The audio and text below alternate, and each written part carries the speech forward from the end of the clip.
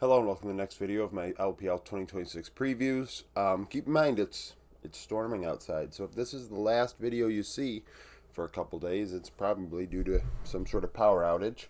So the daily League of Legends content would possibly be on a hiatus, but we'll see. This video is supposed to come out in a couple hours. So ThunderTalk, squad that I have thought highly of for years. Always thought, hey, this is the underdog that's going to get better, and it never did. So this year they're trying something very different. Throwing, they're going with like an ultra prime roster of last year, and that's not just because Jun Hao is in the jungle role, but they've brought up a few players from LDL and hoping and crossing their fingers that it's going to work.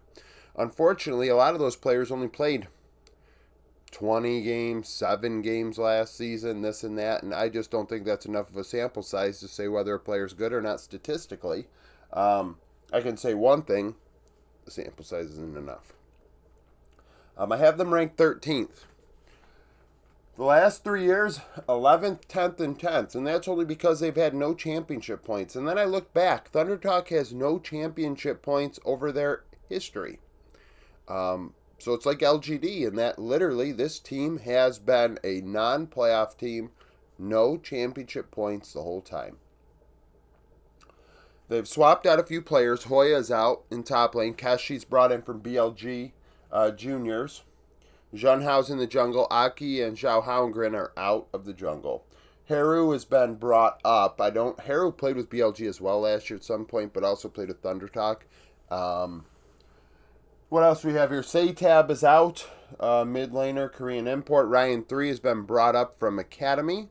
And 1XN left. And then Feather was kept. So Feather's the only player that was kept from 2025. Statistically, the solo laners are ranked last because their stat lines are the worst. And they're rookies anyways.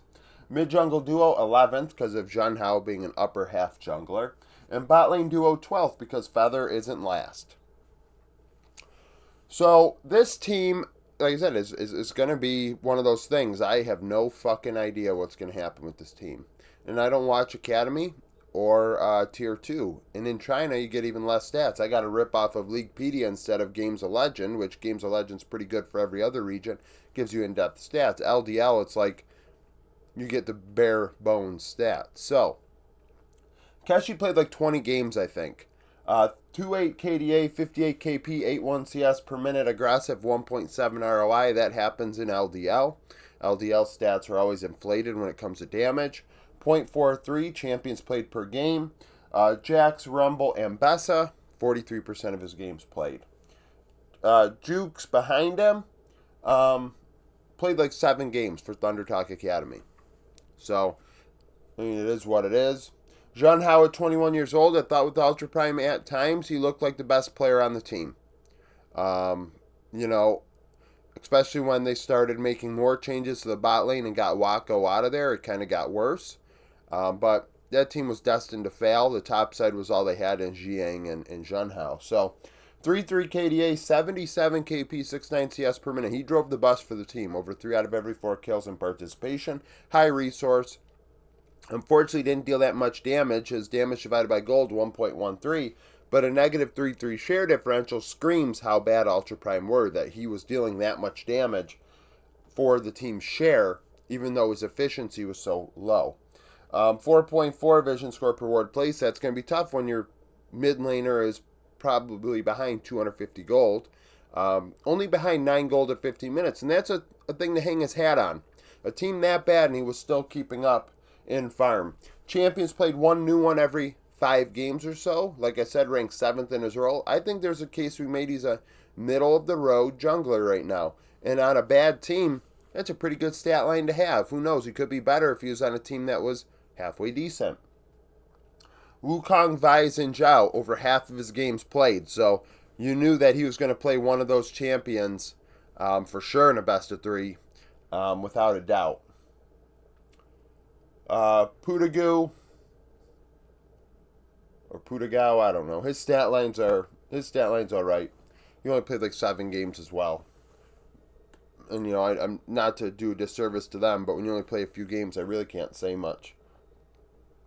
Haru, 19 years old, Korean import. I saw he was on Afrika's academy squad. He's only 19, but that goes to show you how early he started, probably at 15 years old. Because DNF are like second generation after Afrika. 3.2 KDA, 64 KP, 8.3 CS per minute, 169 ROI, 2 new champions every 5 games or so. I don't love it, especially when we did just say the LDL has boosted damage totals. Haru really didn't have that boosted damage total. He did play for 2 different teams. It's not a great stat line. He hasn't been playing in Demacia Cup. Exelon has. That's why I kept Exelon on the board despite having no stats in 2025 or at all. He was like a pure rookie. And I believe Haru is supposed to be the starter. So that's why I have him listed there. If Exelon was, the team he'd still be 14th because he's 14 out of 14. Ari Galio Akali, 55% of the games played, so pretty predictable in champion usage. Ryan 3 ranks 14th in the role as well. In 7 games he was involved. He had a ton of resources, like 500 GPM. That's hefty. So he is in those 7 games, all I can say, in those games, he was very resource heavy. They fed him gold. In the end, his damage output resulted in 1.42, and that's because of an insanely high GPM. There's no way he's going to be able to deal enough damage off of that GPM to make it worth giving it to him. Involved, they made sure they fought around him. Yunara was the only champion he played twice out of 7 games. Feather at support. 1XN and Feather were joined at the hip from JDG. 1XN goes to ThunderTalk. Feather kicks around. Feather then joins ThunderTalk. And the team, the bot lane duo never really realized that JDM, I don't know, the way everyone viewed it, everyone thought, this bot lane duo had a lot of potential. A young bot lane that'd been together for a while, and it never came to fruition. Feather ranks 11th in the role, 2.5 KDA, 80 KP, so very involved. And then a 0.69 ROI indicates despite all that involvement, he really isn't a damage-dealing support. And you don't necessarily need that. That's more of a niche type of support. But his aggression is not quite there in that regard. He's more of a facilitator, engage, traditional support. -7 share differential. The share differential on this team is all sorts of screwed up. I don't even know what it could be. Vision efficiency needs to be better at 1.85. Champions played 1 new one every 6 games. Nautilus, Alistar, and Braum. 42% of his games played.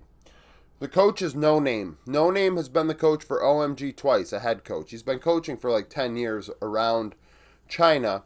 It's just a matter of he not being a head coach outside of 2 stints with OMG.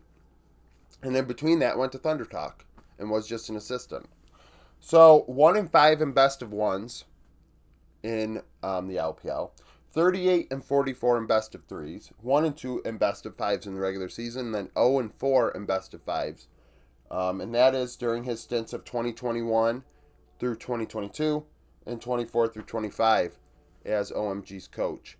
I don't know. This team, it really, I think I might have said in the Discord, I have this team last. There's a lot of unpredictability here, and I'm just going to put them last, and if they do better than that, that's good. They're young players. It's not really fair to... I'm putting no expectations on this team. Let's put it that way. No expectations. There's no way this team can disappoint me in terms of what they put out on the Rift. If they develop, get better from game to game, that would be what makes me optimistic about their futures. But stagnation and being, not that great would be unfortunate. So this team is very, very, there's